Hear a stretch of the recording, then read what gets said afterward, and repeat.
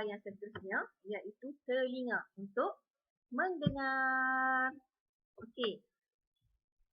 Kita tengok telinga. Telinga terbahagi kepada telinga 3 bahagian. Okey, telinga luar, telinga tengah dan juga telinga dalam. Okey. Boleh fokus? Boleh fokus? Okey, kita tengok Telinga luar ini, cikgu tunjuk kat sini. Tengok lebih lama sikit gambar telinga ni.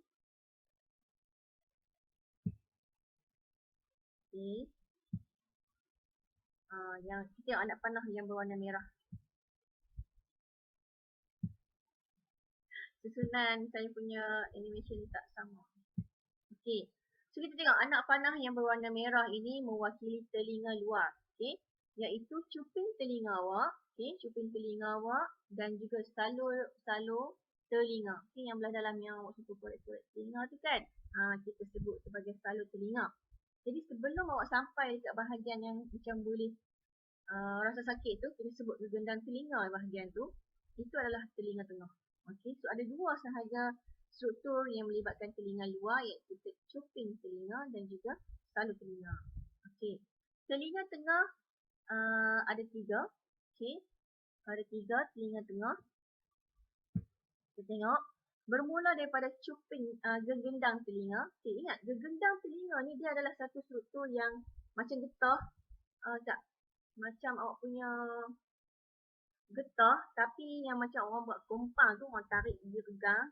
Bila awak ketuk kan, kalau kita tarik dia cekang, kita tepung, dia akan memantulkan bunyi yang sedap, yang kuat kan. Okey, apa jadi kalau gegendang telinga ini hilang sifat kenyal dia, tak cekang? Apa jadi? Okey, itu soalan kebat daripada saya. Okey. So, gegendang telinga adalah struktur telinga tengah yang pertama. Kemudian kita ada ossicle. Awak tengok gambar anak panah hijau ni nah. Ossicle. Dia ada 3 garisan. Okey, 1, 2, 3. Ossicle. Dan kita ada jendela bujur. So, ketiga-tiga bahagian ini terletak di tengah telinga kita.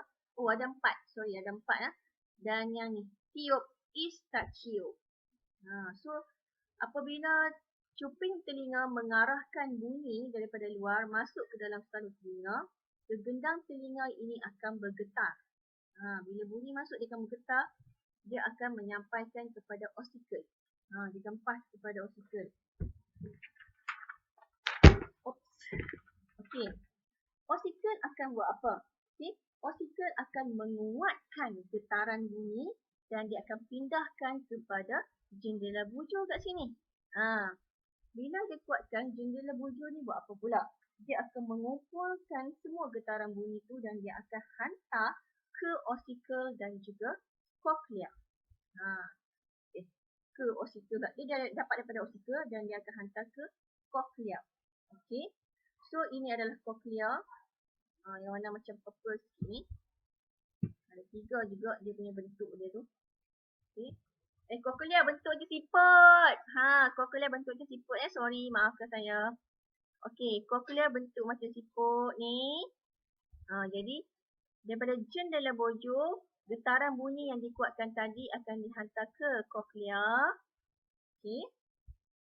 Okey, cochlea akan mengesan dan menukar getaran bunyi itu kepada impas saraf. So, ini ada saraf pendengaran, iaitu kita panggil saraf auditori. Kalau saraf pendengaran, saraf auditori daripada perkataan audio. Dengar. Okey. So, apa cerita dia salur separuh bulat kat sini? Inilah fungsinya. Salur separuh bulat ini sebenarnya dia boleh mengesan kedudukan kepala kita. Dan ia sebenarnya membantu mengawal keseimbangan badan kita. Jadi sebenarnya telinga ini bukan fungsi dia untuk pendengaran semata-mata, tetapi telinga adalah organ yang berkait rapat dengan mendengar dan keseimbangan badan. So, cuba bayangkan bila air masuk ke dalam lubang telinga awak, kan air bertakung, awak rasa tak seimbang sebenarnya. Okay, boleh baca lah yang ni. Yang ni saya bagi awak photostat. Print pun boleh. Macam mana? Dalam buku teks, buku surat, plus. Okay, ini adalah fungsi dia. Okay, organ deria yang seterusnya berkait rapat dengan bau, iaitu hidung. So dalam lubang hidung awak ini, kalau dalam hidung ni ada macam tek hidung kan. Tek hidung tu sebenarnya dia melekat pada cecair. Kita sebut mukus. So dalam belah dalam lubang hidung awak ni terdapat mukus, cecair yang melembabkan habuk-habuk yang masuk ataupun bau. Okay, mari kita tengok fungsi dia sekejap. Awak tengok hidung. Udara masuk, tengok nak panah ni. Di atas hidung, ni hidung atas dia ni. Belah dalam terdapat sel deria bau. Terdapat sel deria bau ataupun reseptor bau. Ingat, reseptor bau adalah olfaktor, organ yang akan mengesan rangsangan bau. Ini yang zoom. Belah kiri bulat besar ni ialah sel deria bau yang kita zoom ni besar. Jadi sel deria bau ni dia berhubung dengan saraf. Sel deria bau ni akan mengesan macam mana? Kita tengok description di sini. Fungsi sel deria bau dia akan mengesan bau bahan kimia dalam udara yang akan larut dalam mukus. Dalam lubang hidung kita tu ada mukus. Jadi bila bau tu masuk, dia akan larut dalam mukus tu. Dia tak berlebihan, mukus tu cukup-cukup saja. Kecuali awak tak sihat, awak semua, mukus tu akan jadi kita sebut hingus. So, bila dia larut, bahan kimia tu, ia akan merangsang impas saraf untuk dihasilkan oleh reseptor bau tu. Dihasilkan oleh reseptor bau dan ia akan dihantar ke otak untuk ditafsirkan. Bau apa? Bau wangi. Bau apa? Bau busuk. Tutup hidung. So, itu ialah hidung. Alright. Organ kita yang seterusnya yang awak perlu kenal ialah lidah. Lidah. Pernah tak awak perhatikan lidah awak betul-betul? Lidah awak dia berbulu kan? Nampak berbulu. Bulu-bulu halus tu banyak kan? So, bulu-bulu halus itu ataupun bintil-bintil kecil itu dipanggil papilla. Papilla. So, gambar yang saya tunjuk ini, yang kedua ini adalah zoom bentuk papilla yang dilapisi bulat-bulat kuning tu. Apa? So, pada papilla sebenarnya bentuk dia macam ni. Tengok gambar sebelah kanan ni ya. Pada papilla terdapat tunas-tunas rasa. Ada banyak tunas rasa pada papilla dan dalam tunas rasa itu terdapat 10 hingga 50 reseptor rasa. Ya, saya bagi huraian ke awak.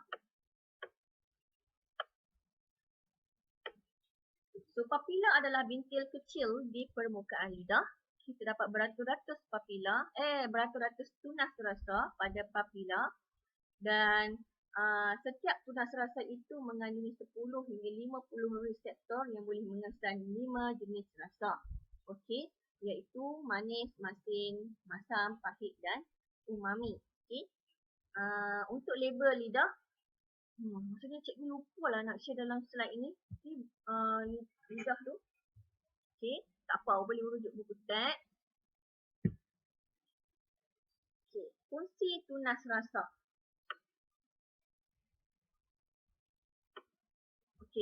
Fungsi tunas rasa ialah yang pertama, macam ni apabila makanan yang awak kunyah, dia akan larut dalam air liur. Jadi bahan kimia ini akan meresap ke dalam tunas rasa dan merangsang reseptor rasa menghasilkan impas saraf. Dihantar ke otak dan otak akan tafsirkan rasa apa. Mudah saja lah. So, makanan yang awak makan larut dalam air liur dan akan merangsang tunas rasa dan reseptor rasa pada tunas rasa menghasilkan impuls dan dihantar ke otak. Okey.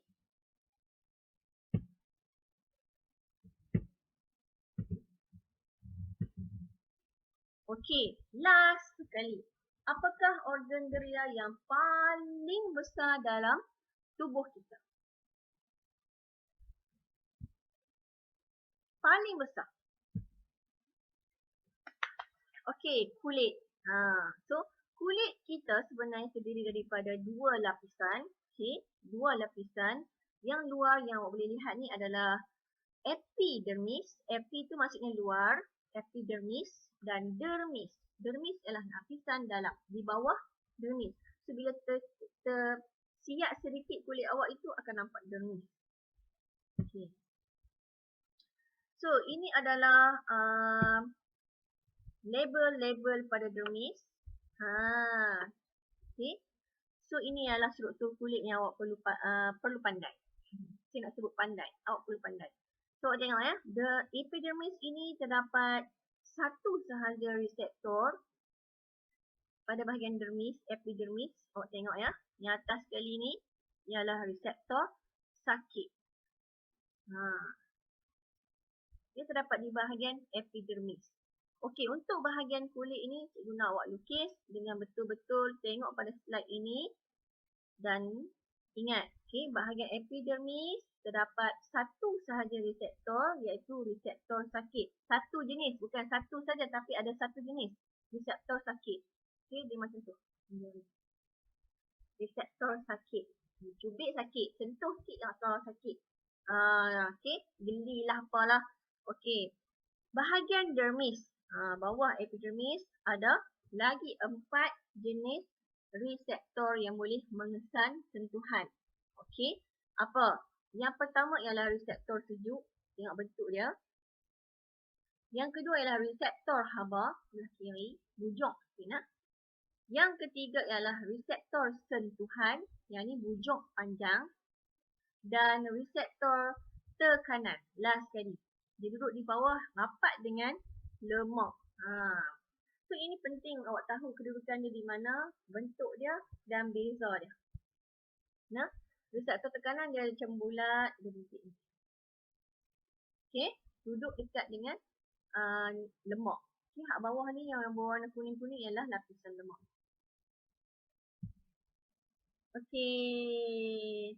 So, saya ucapkan terima kasih banyak-banyak untuk yang sudi bersama dengan saya meluangkan masa untuk kenal tentang 5 jenis organ geria dan juga fungsinya, bentuknya.